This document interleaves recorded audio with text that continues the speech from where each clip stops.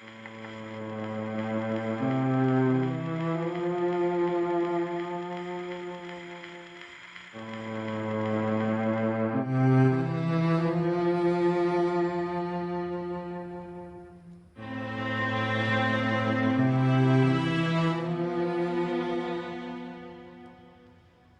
key-cold figure of a holy king, pale ashes of the house of Lancaster, thou bloodless remnant of that royal blood.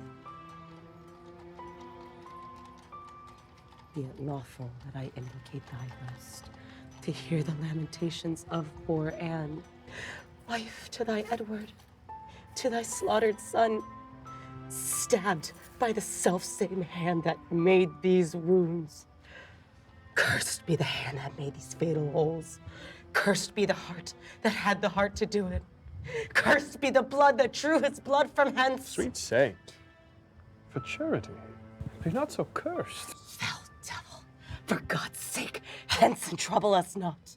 For thou hast made the happy earth thy hell, filled it with cursing cries and deep exclaim. Lady, you know no rules of charity, which renders good for bad, blessings for curses. Villain, thou knowest no law of God nor man.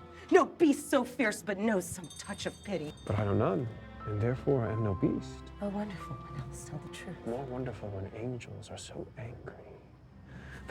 Vouchsafe divine perfection of a woman, of these supposed evils, to give me leave by circumstance but to acquit myself.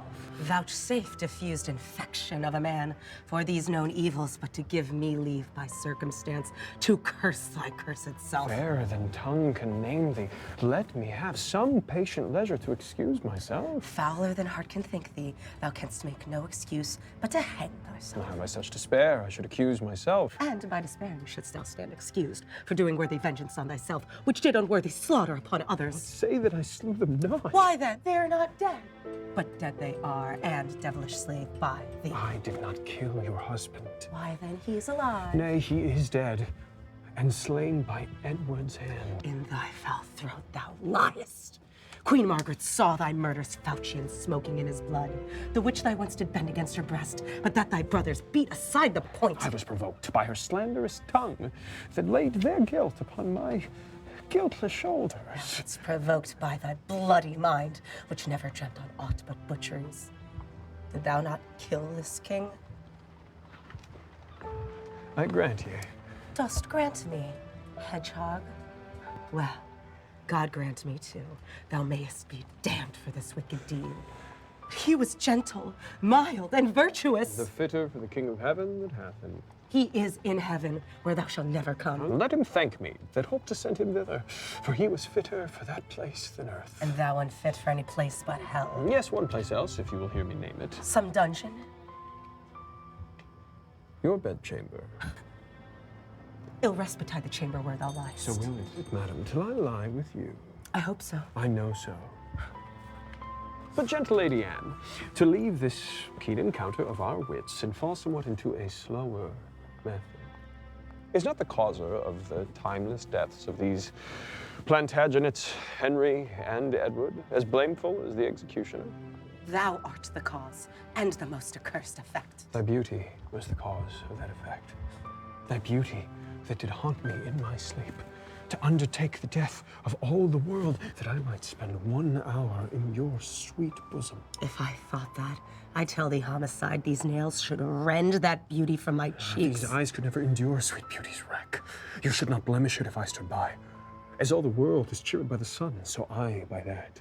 It is my day, my light. Black night o'ershade thy day, and death thy life. Curse not thyself, fair creature, thou art both. I would I were to be revenged on thee. It is a quarrel most unnatural to be revenged on him that loveth you. It is a quarrel just and reasonable to be revenged on him that slew my husband. He that bereft thee, lady, of thy husband did it to help thee to a better husband. His better doth not breathe upon the earth. He lived that loves thee better than he could. Where? Here.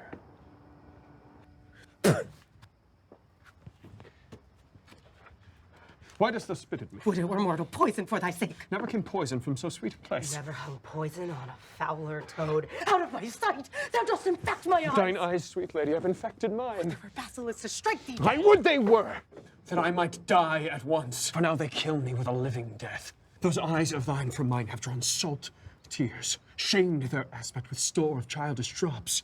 Mine eyes which never shed remorseful tear.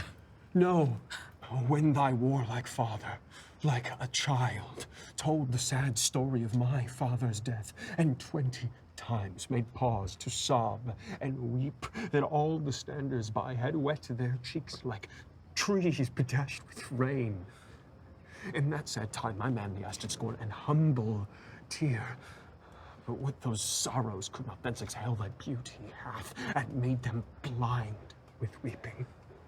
I never sued to friend nor enemy. My tongue could never learn sweet smoothing word. But now thy beauty is proposed my fee. My proud heart sues and prompts my tongue to speak.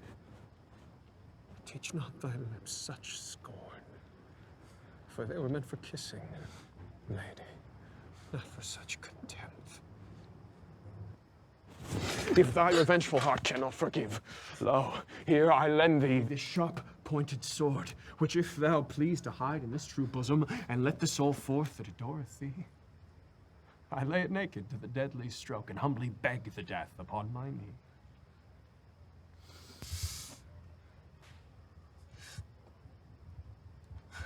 Nay, do a pause. For I did kill King Henry, but 'twas thy beauty that provoked me. Nay, now dispatch. For 'twas I that stabbed young Edward, but 'twas thy heavenly face that set me on. Take up the sword again, or take up me. Arise, dissembler. Though I wish thy death, I will not be thy executioner. Then bid me kill myself, and I will do it. I have already. Oh, that was in thy rage. Speak it again. And even with the word, that hand which for thy love did kill thy love shall, for thy love, kill a far truer love. To both their deaths thou shalt be accessory. I would I knew thy heart. Disfigured in my tongue. I fear me both are false. And never man was true. Well, part up your soul. Say then my peace is made. That you shall know hereafter. But shall I live in hope? All men I hope live so. Vouchsafe to wear this ring. To take is not to give.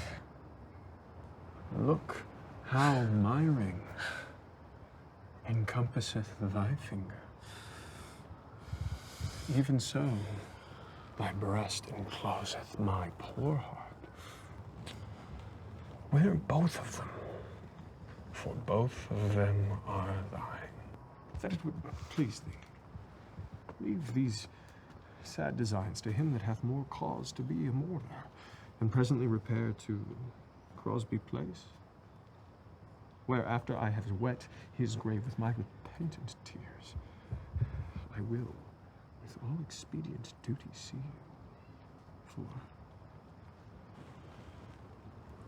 diverse, unknown reasons, I beseech you, grant me this boon. With all my heart, and much it joys me too to see you are become so penitent. Bid me farewell. 'Tis more than you deserve. But since you teach me how to flatter you, imagine I said farewell already.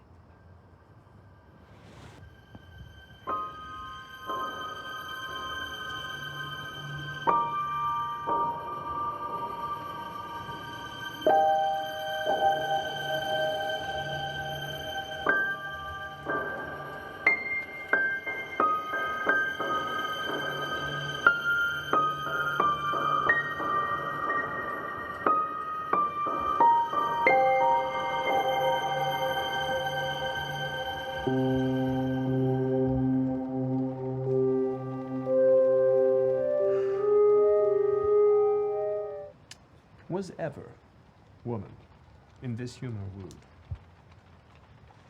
was ever woman in this you are one. I'll have her. But I will not keep her long. What? I, that killed her husband and his father, to take her in her heart's extremest hate, all the world to nothing. Ha!